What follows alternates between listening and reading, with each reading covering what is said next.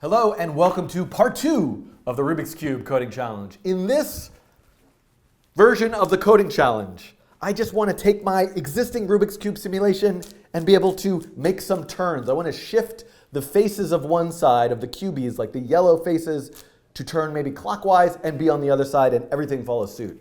So I'm going to do that with matrix transformations. Here's the thing, I have to be honest with you. This is my second attempt at doing this. I did a previous live stream where I went down a different road and I was keeping track of arrays and different arrays and trying to shift things and have like custom hard-coded things for every possible way the Rubik's Cube could turn, and it was a total disaster. In the end, I actually got it to work. You can see it spinning around and working here right now. I had some really useful suggestions, most notably from Michael Raphael Panganaban, who suggested that I use matrix transformations. And I'm going to try this again. I'm going to try to really think about refactoring that gobbledygook code I wrote before and trying to set myself up for success in the future. I also want to highlight this website, I Am the Cube, made by Stuart Smith and other collaborators from Google. This was made for the Google Doodle about the Rubik's Cube a bunch of years ago, and it's really phenomenal. The code is available. I really should just not bother doing what I'm doing and just play with this, but I have a mission, and my mission is to make this Rubik's Cube turn and move, and so I'm going to do that. This is what I left off with in part 1. And one of the things that I did in part 1 that was a little bit weird is I really was thinking in terms of cube notation. And if you're a cuber, you look at the cube in a certain direction, and you're thinking about what's up, what's down, what's left, that's right, what's clockwise, what's counterclockwise.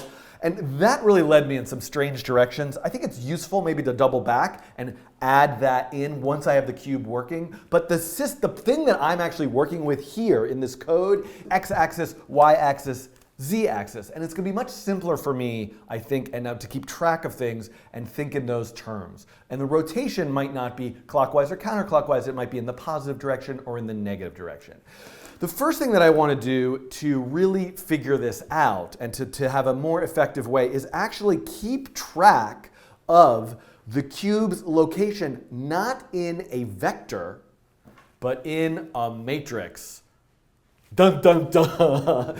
So I have done a lot of videos about matrices and matrix math, and some of that's going to come up here. The ones that you might want to check out if that's the totally new concept to you is the video where I made my own 3D renderer using matrix transformations. And I made a little bunch of functions to store matrices and to multiply them. I also used matrices in a bunch of videos I made about neural networks because matrices pop up there in the math of machine learning with neural networks. But here, what I want to do is I want to have a transformation matrix for each one of the cubies to keep track of where it is in the world. And so the way that I'm going to do that is I'm going to change the cubie to have to receive a matrix and for its position to be that matrix rather than a p-vector. Luckily for me, processing already has built into it matrix classes. So I don't have to write my own matrix 3D object. I don't have to write a matrix 2D object. I've got one in processing. So it's going to be a p matrix 3D object. The other thing that I want to do now, this is how I made the cubes before. I made each cubie with an x, y, and z. But now I want to do this. I want to make each cubie with a matrix, and then what I want to do is translate that matrix. So in other words, each cube, it's a way like each cube is going to keep track of its own 3D world, and it has the full matrix of what is the translation, what is the rotation, what is the scale.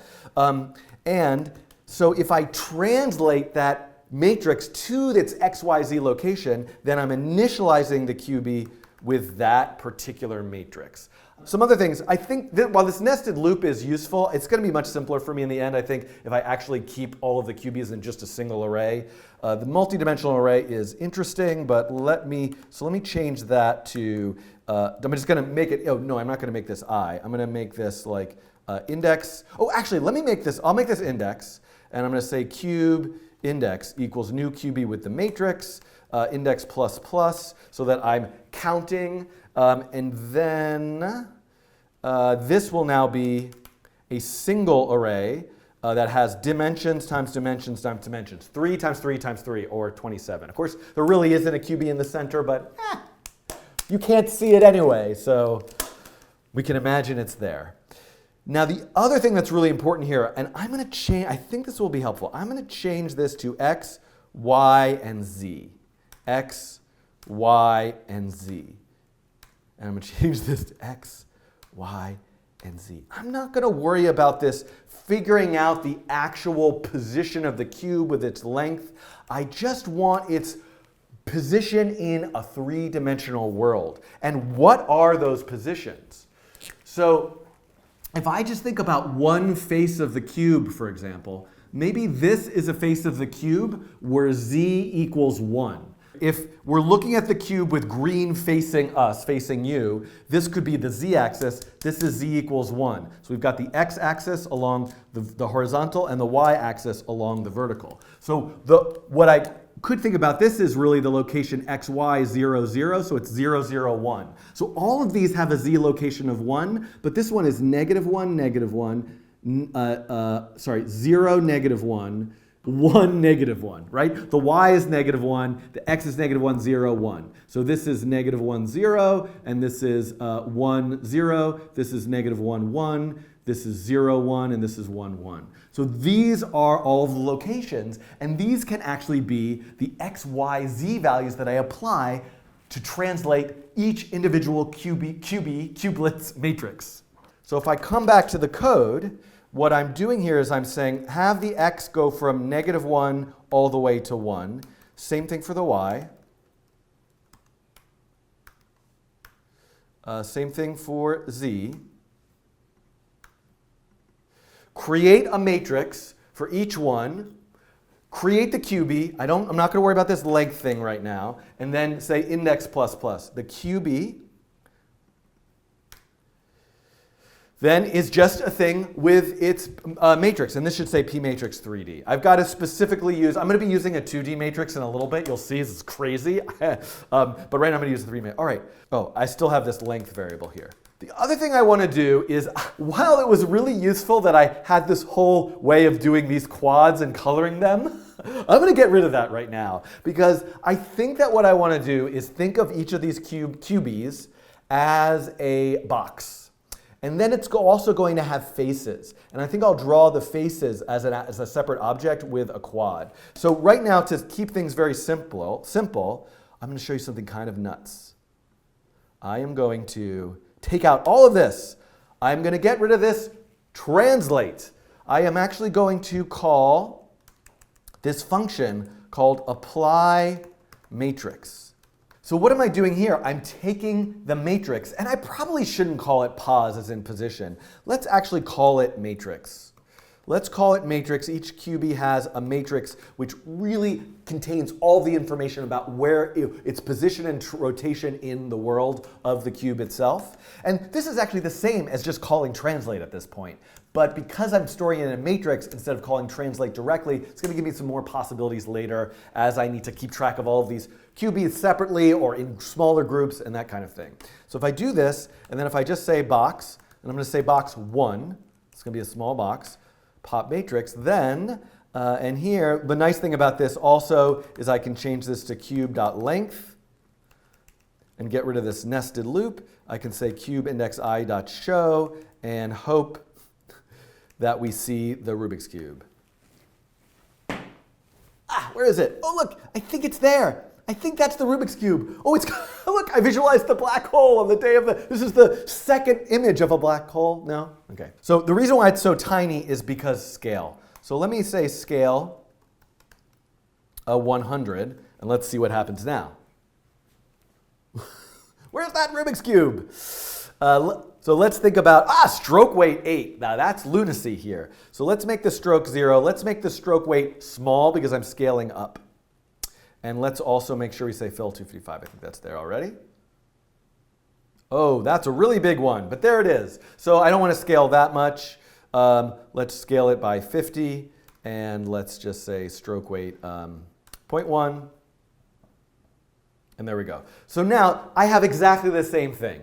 I have exactly what I had before, but I just have a matrix for each one of the cubies. Now, I need to figure out how am I going to debug this. Right now, if I move them all around, I could move them around. They're all white. They're all going to appear in the same location. So what I'm going to do is I am going to make a variable. I'll just call it highlight false. And I'm going to say if highlight fill 0. And then let me say cube index 0 highlight. So there we go. We can see, that one. See, look, this one is now highlighted. I can address any individual cubie. It's not really highlighted because it's black. It sort of looks like it's removed. You know, I could make it, maybe I should make it like red or something, just so it's a bit more obvious, because everything right now is just white. Okay, but let me actually highlight the one that's in the front. All right, the answer, by the way, in case you were wondering, was 2. I'm counting with Z first, so it's going 0, 1, 2. So perfect. Boy, that was a lot of time I spent trying to figure out that it was 2. You're lucky you didn't have to watch that. Okay, so now I can see that I'm highlighting a given cubie. The next thing that I want to do is take one of these faces. Each one has its own 3D matrix with an X, Y, and Z, and rotate it. I want to apply a 2D rotation to this particular face. So any face, whether it's the front, the back, the top, the bottom, if we look at it, it ends up becoming two-dimensional. So I just want to rotate along one particular axis. Any given face can become suddenly a 2D world that I want to do a rotation to. So if I suddenly have this point here, which is at -1, -1, and I want to rotate that relative to the center 90 degrees, or half pi, then it's going to end up where? In 1, -1. It's going to move and rotate there. So how can I do that? I can apply a 2D rotation. Let's write a function called turn z. And I want to avoid using rotate z, because even though I'm doing a z-axis rotation, rotate z is a built-in function in processing. So if I say turn z, first let me look at all of the cubes. So I always need this particular loop. I just realized something. I sort of regret, I'm regretting taking out that nested loop, because I just want all of the faces that are in the z-axis. And if I had that nested loop, I would be able to keep it that way. But actually, I'm going to do something slightly redundant, which is that I am also going to keep track in a separate variable. I am going to keep track of I'm going to keep track of its x, y, and z index values. I'm going to keep track of what those values are within what would be a 3-dimensional array. And so let me actually add those as arguments here. And I'm going to say x equals x, y equals y, z equals z. And then when I create each cube, I'm going to say x, y, z. Great. So I have those extra variables, because now I can say if cube.z equals 1, right? I want only the cubes that are in the z-axis 1, -1, 0, 1. Those are the ones, and this is cube index i.z. These are the ones that I want to rotate. So now I need to make a 2D matrix. This is what I was saying. 2D matrix out of that face. So the 2D matrix is just a new 2D matrix. I want to do a 90-degree or half pi rotation of that matrix. And then I want to translate out to the cubes x. SpongeMan on CodePen, who made a version of this, I saw used actually a really cute variable name, which I'm going to use right now. Cubie, like the letters QB for the cubie, equals cube index I. So I can actually just use QB. If QBZ equals 1, translate by QB x and QBY. Essentially, what I want to do here is I need to rotate before I translate. I have this thing here, I make this matrix, I rotate the matrix, and then I translate out to here, and I have my new location where x and y should be. So I think in order to make this more clear, I want to do a little bit of console logging. Because what with this matrix, like what's actually in there? So let me first I'm going to call this matrix 1 and I'm going to call this matrix 2. And this is just for debugging purposes. And I'm going to say matrix 1.translate QBX QBY. So I want to show you what does it look like when I just apply this translation to x and y without a rotation, and what happens when I rotate and then apply that translation. So to show you that, I can do matrix 1 print and matrix 2 print. Processing is a nice print function associated with matrices. And let me also just do print line something like this. And let's also, just so we can see, do print line QBX, QBY. So we can see what those values are. So let me run this. Oh, I need to call this function. I'm going to call turn z right here in setup. Look at this. When the x, y location is -1, -1, you can see it as the third column in rows 1 and 2 of this matrix. Right? This is the matrix that keeps track of translations and rotations for a 2D world in processing. When I rotate it 90 degrees, where does it end up? 1, -1. -1, -1 ends up at 1, -1. Ha ha! When it's -1, 0, it ends up at 0, -1. -1, 0, rotating 9 degrees, it ends up at, where did it end up? 0, -1, which is right here. So you can see this rotates to here. So actually in those matrices are the new index values of where it is in my sort of 3D array that I'm imagining. So here we go. And these values are all stored in properties of the matrix object, which are indexed by its row and column. So I can basically say, hey, Cubie, you have a new location. Update your location to matrix 2.m, its row column. So 0, 2, matrix, this is matrix 2, M2. Basically, I'm getting, and I could have just done the matrix math with like sine and cosine probably, but I kind of like the idea that I'm using the built-in matrix math of processing. So you can see here that these are these two values. Update by, M12, and then qb.z, because I'm not affecting the z. There's no update function yet. That's a new thing I have to write, but this is what I'm doing. I'm taking the x, y. Actually, I want to get rid of the debugging stuff because this makes it so much simpler to look at. And I'm just going to call this matrix. I don't need matrix 1 and matrix 2. What I'm doing is I'm making a 2D matrix out of the x, y, then I am rotating it, and then I am getting the new x, y, and replacing it, in theory, in my Cubie object. And in my Cubie object, then, I need an update function, which does something like, first of all, I'm just going to, there might be a more thoughtful way of doing this. I'm just going to reset the matrix, and this needs an x, a y, and a z. And I'm going to, someone in the chat was telling me, and I should probably get a habit of doing this, if I have the same variable names of things, I can make sure I'm referring to the object instance variables with this dot, which is, of course, the thing I like to use on this channel. Let's be consistent and do it here. So I can say matrix, I don't have to say reset matrix. Matrix reset, matrix translate, x, y, z.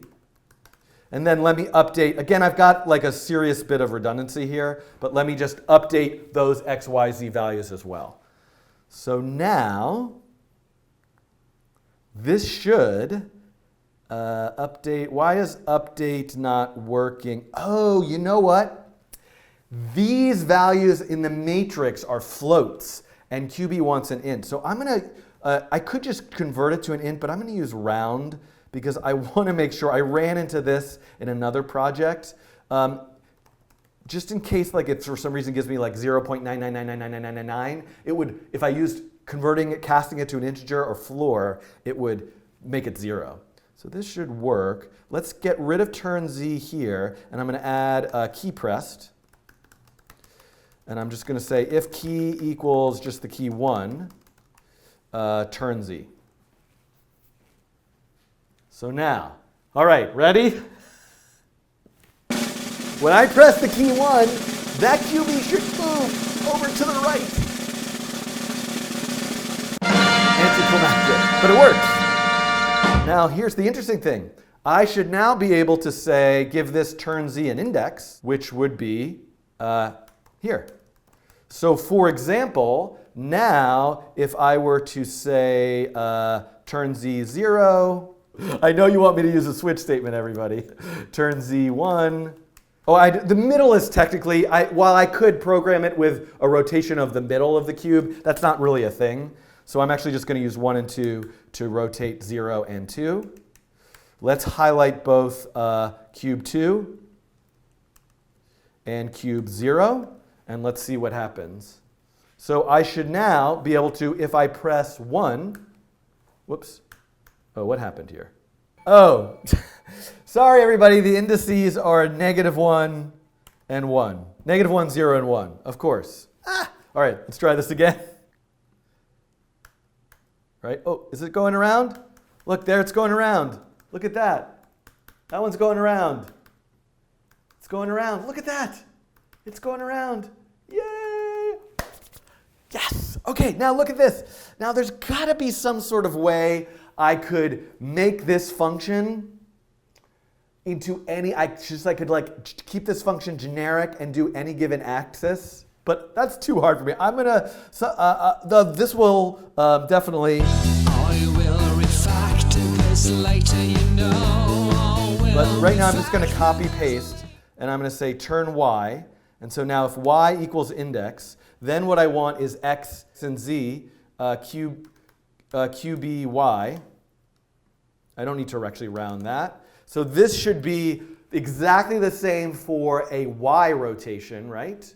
And then, oh, and I need, I'm going to add one more thing. And then X, I'm going to just check the X-axis, and this should be Y and Z. Then I need to keep QBX and adjust the Y and Z. So I'm turning any face like this here with turn Y. Now, it was kind of obvious to us that when I have the X-axis, that I turn this face into a 2D matrix. But when I'm using the Y-axis, let's just take this face and turn it into a 2D matrix. I need the Y values and the Z values. The X values and the Z values. That's what's changing. Y is fixed at -1, 0, 1. All right. I'm going to use a switch statement. I'm probably going to have to come back to my if statement, but I know it's just too painful. I can't bear to deal with the comments. Switch key, I'm looking at it over here on my invisible computer. Case 1. Case 1, turn Z -1, break. Right? And then I just keep doing this, right? Case 2, turn Z 1. Right? And then, all right. Now, actually, here's the thing. Let's see if I can get clockwise and counterclockwise. There's how many moves? Right? I could rotate in this direction or the other direction. So I'm going to consider that to be a direction in my rotate. Well, let me just get this to work first. Then I'll add direction. It's too many things. Case 1 and 2. Case 3 and 4, which is turn Y. Case 5 and 6, which is turn X. Is that actually a switch statement? What's the chance that that's actually a switch statement that works? Okay. So 1 is just turning the back row. That still works. 2 is turning the front row. Oh my God. 3, that's not right. Is that? So let's do something a little different. Let's give these a color. And let's do the following. Let's set the color equal to red and the color equal to, oh, this is just C. The color equal to blue. And then in the Cubie itself, let's just fill it with its color. That makes much more sense. So now I think it'll look right to us now. So if I go and do a Y rotation, right, that's correct. Now here's the thing. Will this all keep working? Will this continue to work if I do multiple combinations? So let's do my Z rotation, where now that's there. Now let me also rotate that there, but let me put it down here, or let's just leave that there. Now let's do a Y rotation. Yes, that still works. Let's do X. Or no. Yep, that one's going around there, and then the red one is going around. The cubes move correctly. Now that I have all this working, I need to actually color the faces correctly. So if I put the actual colors of the cube on the faces, then I can start to move those as well. So in order to do that, I have an idea. What I would like to do is I would like to make a face class. The idea of how I'm going to keep track of a face, so every single Cubie will have, well, in an actual Rubik's Cube, there are centerpieces which just have one face and they never move. They spin, but they just stay permanent. There are these corner pieces which have 3 faces, and I don't know what these are called. These little like middle pieces. I'm sure there's a tech name for them that have 2 faces. I'm going to be simple about this for now, and I'm just going to give every single Cubie 6 faces. And there's going to be a lot of redundancy. Like you'll never see the fact that this Cubie does not actually have a white face on this side, but I'm going to give it that. And the way that I'm going to define each face is going to have a color, like what is its actual color, and it is going to have a normal. So its normal is a vector that points perpendicular from the face. So if it's the front-facing face, its normal will be 0, 0, 1. It's pointing forward in the z-axis. If it's the backwards-facing face, 0, 0, negative 1, to the right, 1, 0, 0, so on and so forth. So here in the face class, we're going to have a p vector called normal, and then we're going to have a color called C for color.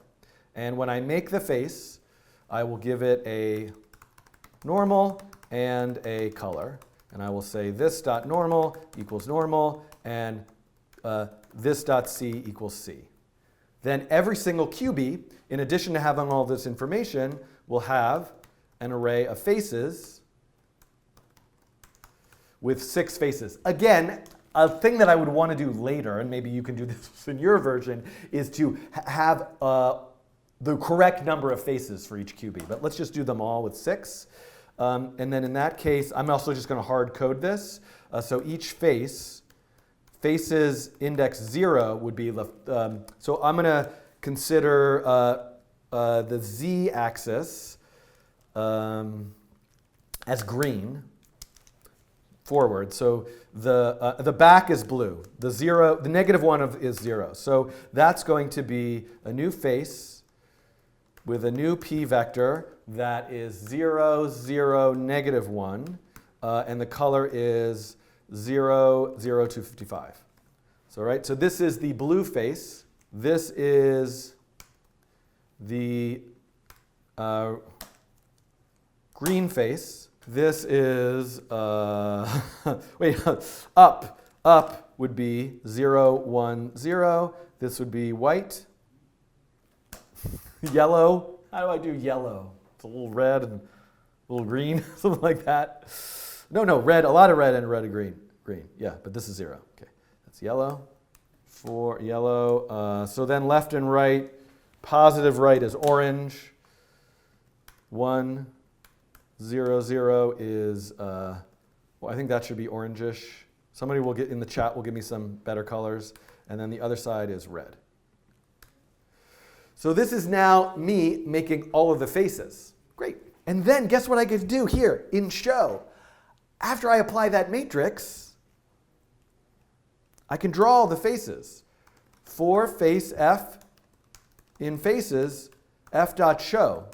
And now all I need is a function here that knows how to draw a rectangle pointed perpendicular to the normal with a particular color. So the first thing that I know I need to do is fill the color. Then I need to draw a quad or a rectangle. Let's use just rectangle. Let's just try using, I'm just drawing a 2D rectangle. and I need to rotate it according to the normal. Let's just draw the rectangle. Rectangle at 0, 0, 1, comma 1. Actually, it's a square. I can use processing square function. I think its size is just 1. So what if I do this? Oh. Okay, first of all, let me go back to my Cubie, and let's just say no fill. Well, there's the red one. It's in the wrong place. Oh, they're all just on top of each other. Right, of course. Oh, I do need to translate out. I do need to translate. I can translate by the normal. Oh, of course. Okay, so I can translate by the normal.x, normal.y, normal.z. And I'm going to want to add push matrix and pop matrix. And let's do no stroke here. So now that should be, there they are. They're all the faces, sort of. Are they in the right place? They kind of are, right? White is back there, yellow's there, then blue, then red. But they're all, the problem is they're all not, I need a rotation. Can I rotate like along the normal or something? Like can I do something like say rotate normal.x, normal.y, normal.z, half pi? Is that like going to work? No. Oh, is it? Oh, maybe it's the other way. Maybe half pi goes first. That's the angle, and then this is the axis of rotation. Oh, look at this. Something's right, sort of. First of all, they're I should be translating by normal x half of that. So let's multiply all these by 0.5. Okay. Green and blue, are those on opposite sides? Yes.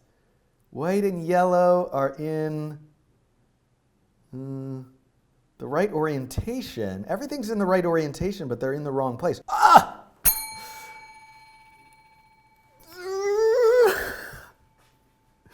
-1. That's a -1, right? Ah.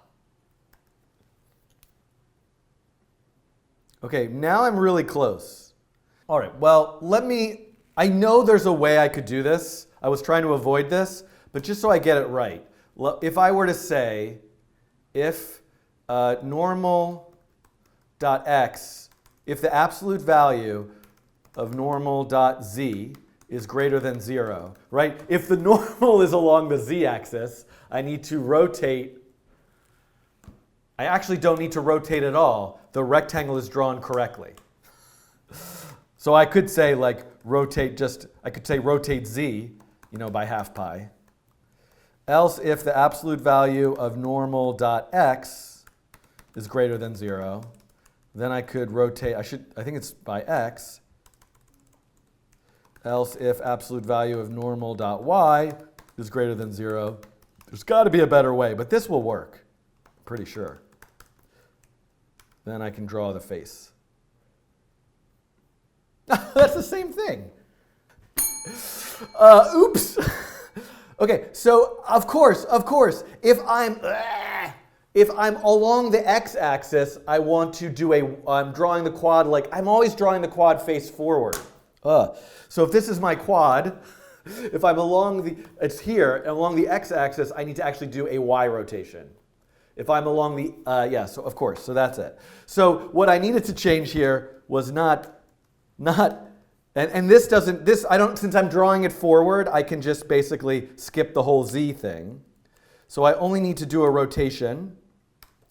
If I'm on the x-axis of a y, if the normal is along the y-axis, rotate by x, and then, here we go. Now, we have the Rubik's Cube, and guess what? I can turn it. Wait.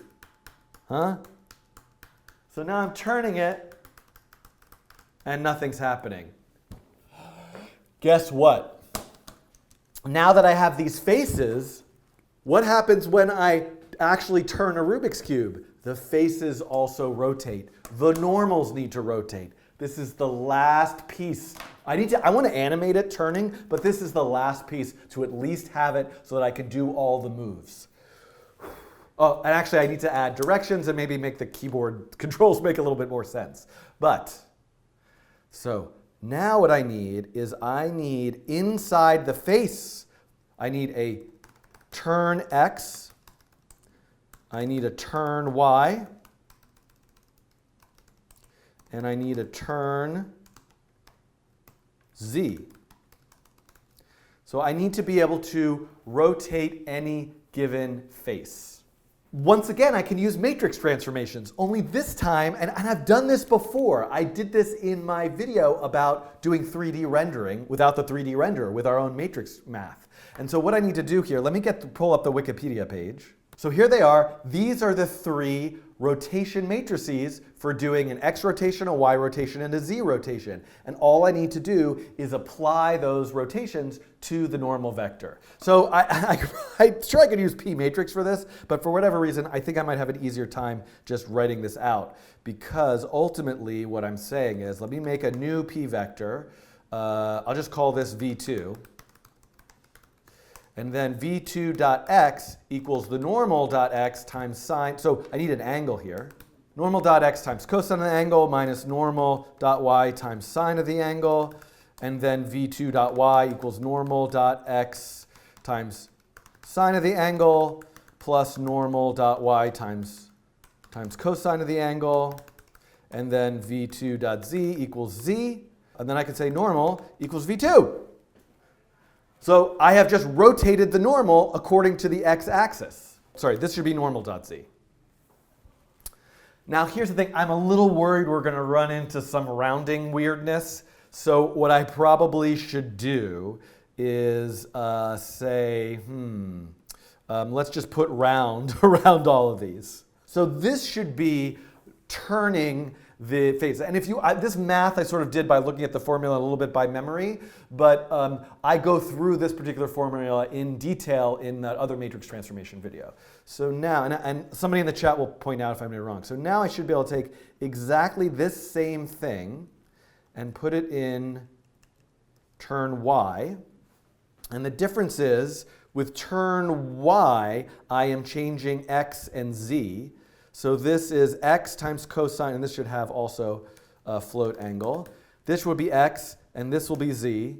This is z, this is x, and this is z, and this is y. Right? So that's just the matrix take and apply to x and z, because y, if I'm turning along the y-axis, y stays the same. Oh wait, this was z, by the way. I don't know what, I've got them in the wrong place. This was z because z is fixed. This is y because y is fixed. And now, let me copy this into here, and this will be x.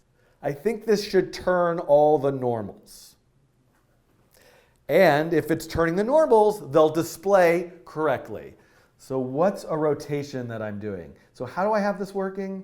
When I say turn z, for example, I say Cubie update. So I should also say here probably Cubie turn faces z. Let's just do that. This is, yeah. I mean, this is awkward naming, but I need to, I need to turn the faces. I'll do that afterwards. It doesn't really matter which. And so then I would add a function here, turn faces z. And I would say for every face f, faces in faces, f dot turn z half pi. What's the chance this works? Very little. Oh, wait a sec. Wait a sec. That's right. Orange goes to there, goes to there, goes to there, goes to there. Yes. Oh, that one's working too. Right? 1, 2, 1, 2, 1, 2, 1, 2. God, so close. All right. Turn faces y. And again, I think there's probably a way to refactor this so that these functions turn faces x. Okay, let's do y, which was, oh, wait. I need to call those. Turn faces z. Turn faces Y.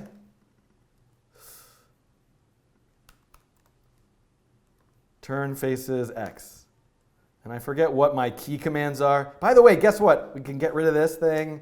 All this nonsense that I had before, I'm not using this anymore. My code is so much nicer. Okay, so now, where's my key commands? Let's just put this in its own tab. So right now, if I do Y, this should be the top, 4. Oh, that's the bottom, but that's fine.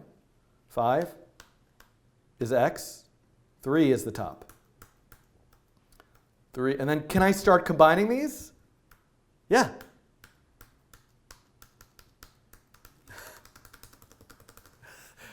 I'm shuffling the cube.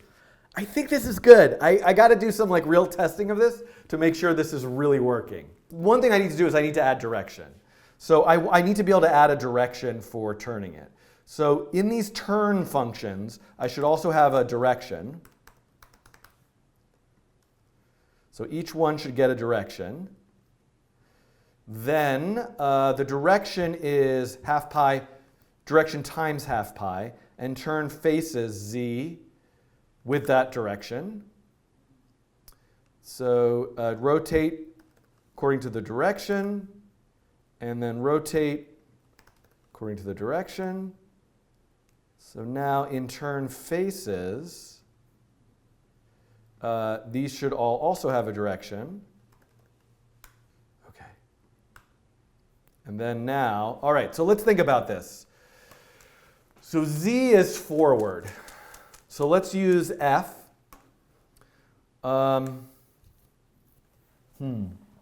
What's a good set of key commands for all the moves? All right, so all the moves that I have are forward, back, up, down, right, left. So I'll use those keys. And lowercase will mean a positive direction, uppercase will mean negative direction. So the case F is turn Z, 1, 1. The case capital F is turn Z, -1, -1. That's forward. Then case B would be also turn Z, but 1, 1.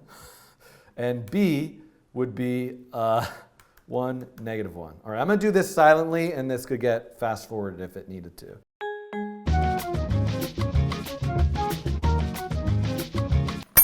All right, I have now put in every possible move.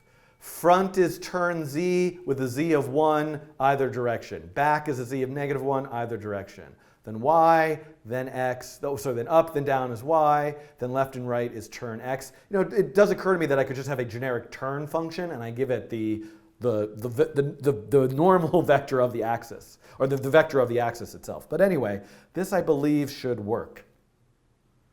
Let's see. So if I want to do a front, I should just see that front face, which is the green face turn, which I am seeing. Back should be the back face.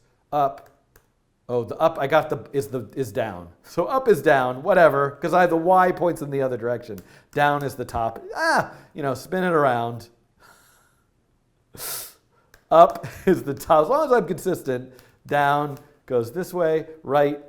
Okay, now this is right and left. Now, are my clockwise and counterclockwise things working? So front, which was the green face, goes this way, and capital F should go the other way. Yep. So now let's see. If I turn front, and then now let me do the left, which is there. That's the right. Doesn't matter as long as it's one side. That's working. I think this is good. Here's a way that I could test this. What I'm going to do now to finish off this video is run a set of moves, shuffling it, and then run those moves backwards. So to do that, let me make a car array. All moves is just F, front, back, up, down, left, right. And I could deal with the capitals. You know what? I should make these individual strings. So what I'm going to do, and then I'm going to make a string called sequence. And what I'm going to do is in setup, I'm going to say for int I equals 0, I is less than, let's just do 10 moves. Sequence index I equals int, so let me get an index, which is a random number between all, that's an index into the all moves array. Sequence plus equals, oh, I'm already using index. So let me just say R. Sequence plus equals all moves R. So if I do that, all moves, this would be, you can see there should be a sequence here. You can't really see that. This is my sequence. Up, forward, right, left, up, right, down, back. And just for plausible deniability here, let's just say if random, I'm going to give random is less than 0.5. We'll do this. Otherwise, we'll do that to uppercase. So now I should have my sequence, and there you go. There's my sequence. Down, up, down, forward, up, back, left, left. Okay. So now what I want to do is I want to run through that sequence. So I'm actually going to use that int, I'm going to use counter equals 0, and I'm going to say in draw, car move equals sequence car at counter plus plus. And I'm just going to do this if counter is less than sequence.length. Okay, if counter is less than sequence.length, I'm going to get the move, and then I'm going to do apply move move. And now in controls, this should really be apply move car move, and then switch move. So I could, if I want to control it by key pressed, I could still say key apply move key. But I don't want to control it by key pressed. I want to control it by these moves. So let's run this. It did it really fast. Because, see, the problem is the rendering engine takes a minute to spin up. So I'm going to do this. Boolean started equals false. And I'm going to say in key pressed. If key equals the space, then started equals true. So if I press the space bar, start things going. And then I'm going to say here in draw, if started. So it won't do the shuffling now. It won't do the shuffling right now until I press the space bar. Because it shuffled it. But let's slow that down just so we can see it. If frame count modulus 20 equals 0. That's going to only do that every 20 frames. So I hit the space bar. And you can see it should be, it should be doing this sequence right now, right? It should be doing that sequence. So when it gets to the end of the sequence, I should go backwards through the sequence. So if sequence is less than, here's what I'm going to do. After I make this sequence, now, I'm going to say for int I equals 0, I is less than sequence.length, I plus plus. Now what I want to do is say, now I need to say that move, but the other direction.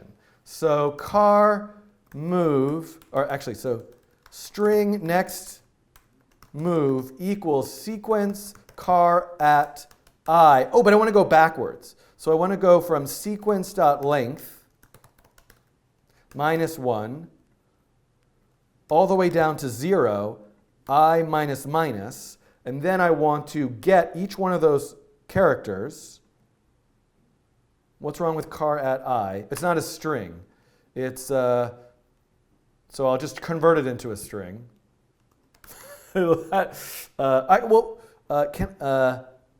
I do this to, oh, wait. Oh, how do I flip the case? Thank you to MC Seam in the chat who just gave me a really nice suggestion. I'm going to say flip case sequence car at. So I'm going to write my own flip case function. It's going to be kind of ridiculous. Flip case of car, any given character C. And what I'm going to do is so first I need to make it a string. I'm sure I could just do that. If s dot I know it's lowercase if it equals itself, right? If the lowercase version of the string is the same as the string, and I think I want to say it this way, if s equals s, this is just a little clearer. If s equals s to lowercase, then return s to uppercase. Otherwise, return s to lowercase. And people were giving good suggestions about using XOR, flipping bits, or adding the ASCII values. That would be a nice way of doing it. Apparently, that's not a way you can make a string. I'll just do this. I think that works. That's one way to make a string. Okay. Plus equals flip case. So, oh no, next move, yes. Next move equals flip the case and then sequence plus equals next move. All right, let's have it shuffle pretty fast, like every 5 frames, and let's see what happens. I got an error. Oh, plus equals. I don't know if you don't need any parentheses there.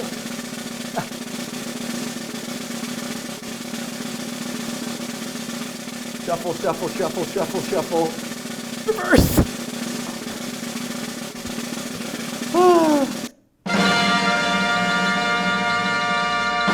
Let's do, let's finish this off with just doing like 200 moves. Let's forget about slowing it down. And let's just enjoy this beauty. Let's make it full screen. Thank you for watching part 2 of my Rubik's Cube coding challenge, where I am now shuffling the cube, moving all the pieces around, then unshuffling it backwards to make it appear as if it's solving. Of course, it's not actually solving itself. It's just doing a sequence and then turning it back, and there we go. So the next step that I need to do is I want to see it animate. I think it would be much more interesting to actually watch the faces themselves turn. So that's just a little animation thing. That'll come in part 3. Once I have that, then I can start to think about, are there different techniques that I can try to apply to have the cube solve itself automatically? Thanks for watching this very long part 2. If you make your own version of this, if you figured out clever ways to refactor my code, to visualize it in interesting different ways, to make it more generic with different scales, maybe you can make one of those pyramid, it's not a cube, those Rubik's pyramids. Oh, that would be great. And I'll see you in a future video. Goodbye.